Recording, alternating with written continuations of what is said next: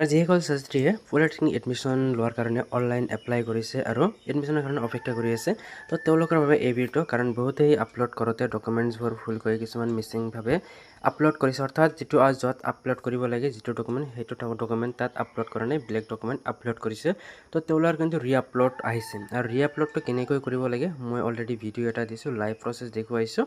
যে ক'ত আপোনালোকে অপশ্যন পাব কেনেকৈ জানিব কি আপোনালোকৰ ৰিআপলোড দিছে কিয় দিছে এইখিনি আপোনালোকক মই অলৰেডি একটা ভিডিঅ'ৰ জৰিয়তে মই জনাইছোঁ যদি আপোনাৰ ৰিআপলোড আহিছে আৰু কেনেকৈ কৰিব যদি আপোনালোকে এতিয়ালৈ গম পোৱা নাই তেনেহ'লে সেই ভিডিঅ'টো আপোনালোকে চাই ল'ব পাৰে তো যিখিনি হওক এইটো ভিডিঅ'ত আজি আপোনাক আলোচনা কৰিম যে আপোনালোকে ৰিআপলোড যিহেতু আছে এই ৰিআপলোডৰ লাষ্ট ডেটটো কোনদিনা হয় অৰ্থাৎ অন্তিম তাৰিখটো কোনদিনা হয় এই ৰিআপলোডৰ কাৰণ বহুতে এই কুৱেশ্যনটো সুধি আছে যে ৰিআপলোড মোৰ অহা নাই হয়তো আহিব কিছুমান আহিছে তেওঁলোকে ভাবি আছে যে আমি কেতিয়া এইটো আপলোড কৰিব লাগিব লাষ্ট ডেট কেতিয়া হয় তো লাষ্ট ডেটটো আপোনালোকে জানিব পাৰিব লগতে আপোনাক এইটো জনাম যে কোনসকলৰ এই ৰিআপলোডটো আহিছে আৰু কোনসকলৰ এই ৰিআপলোডটো আহিব একেবাৰে মেণ্ডাটৰী এইটো চিয়'ৰ বুলি ক'ব পাৰি যে তেওঁলোকৰ ৰিআপলোড আহিবই তো নেক্সট কুৱেশ্যন আপোনালোকক এইটো জনাম যে ৰিআপলোড যদি কোনো এজন ছাত্ৰ বা ছাত্ৰীয়ে ৰিআপলোড নকৰে যে তেওঁলোকৰ ৰিআপলোড আহিছে তেওঁলোক ৰিআপলোড কৰা নাই যেনেকুৱা ধৰি লওক তেওঁলোকৰ যে PRC এপ্লাই কৰিছে কিন্তু PRC পোৱা নাই কিন্তু তেওঁলোকে PRCৰ কাৰণে তেওঁলোকে ৰিআপলোড দিছে তেন্তে তেওঁলোকে কি কৰিব তো এইটো জনাম লগত আপোনালোকে এইটো জনাম যে PRC NCL income certificate EWS certificate ইত্যাদি যদি এতিয়ালৈ আহি পোৱা নাই তেতিয়াহ'লে তেওঁলোকে কি আপলোড কৰিব লাগিব অৰ্থাৎ এইবিলাকৰ সলনি যিহেতু আপোনাৰ অৰিজিনেল পোৱা নাই এইবিলাকৰ সলনি আপুনি কি আপলোড দিলে আপোনাৰ এইটো ৰিআপলোডটো আপোনালোকে কমপ্লিট কৰিব পাৰিব এডমিশ্যন ল'ব পাৰিব তো গোটেইখিনি আপোনালোকে জনাবলৈ চেষ্টা কৰিম এইটো ভিডিঅ'টো সম্পূৰ্ণকৈ চাই থাকিব আৰু ভিডিঅ' ষ্টাৰ্ট কৰোঁতে সৰু এটা ৰিকুৱেষ্ট চেনেলটো ছাবস্ক্ৰাইব কৰা নাই ছাবস্ক্ৰাইব কৰি বেল আইকনটো প্ৰেছ কৰি দিব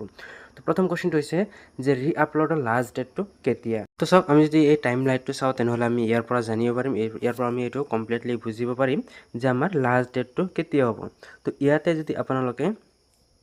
যেটো দিয়া আছে যে 3 নম্বৰত তো আপোনালোকে চাওক যে online verification of document upload বাই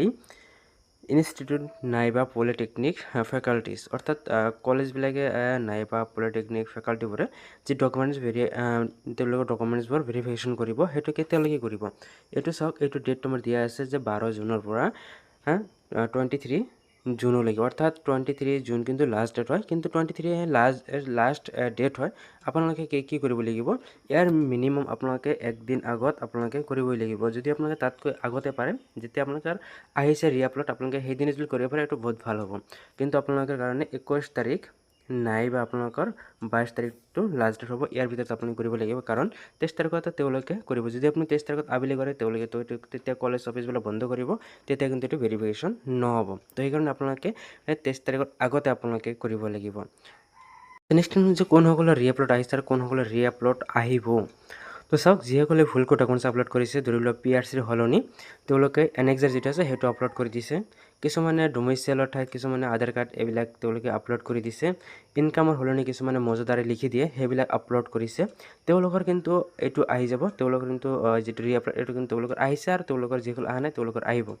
ইয়াৰ সলনি আপোনালোকে কি দিব লাগিব যিবিলাক এনেক্সাৰ আছে এনেক্সাৰ ফৰ্মবিলাক আপোনালোকে সাবমিট কৰিব লাগিব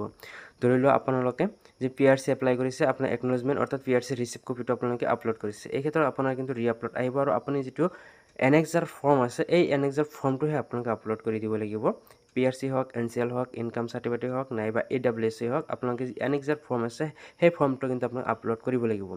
এইকাৰণে কৰিব লাগিব যিহেতু ইয়াতে অল্টাৰনেটিভ হিচাপে দিয়া আছে যদি আপোনাৰ PRC NCL এইবিলাক আপোনাৰ অৰিজিনেল পোৱা নাই এপ্লাই কৰিছে তেনেহ'লে কিন্তু আপোনালোকে সেই এনেক্সাৰবিলাক আপোনালোকে দিব পাৰিব এইটো কিন্তু আপোনালোক অফিচৰ পৰাই কিন্তু এইটো দি দিছে তো নেক্সট আপোনালোকৰ কুৱেশ্যন আছে যে ৰিআপলোড নকৰিলে কি হ'ব দুইজন সুধিছে যে দাদা আমি যদি ৰিআপলোড নকৰোঁ তেনেহ'লে আমাৰ কি হ'ব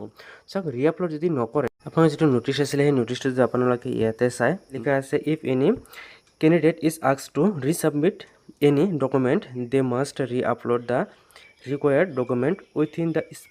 specified টাইম ফ্ৰেম অৰ্থাৎ যিটো টাইম দিয়া আছে টাইমৰ ভিতৰত কিন্তু তেওঁলোকে আপলোড কৰিব লাগিব এইটো প্ৰয়োজনীয় যদি ফেইলাৰ হয় তেনেহ'লে তেওঁলোকৰ কি হ'ব মাৰ্কটো ৰিজেক্টেড হৈ যাব তেওঁলোকৰ কিন্তু হয়তো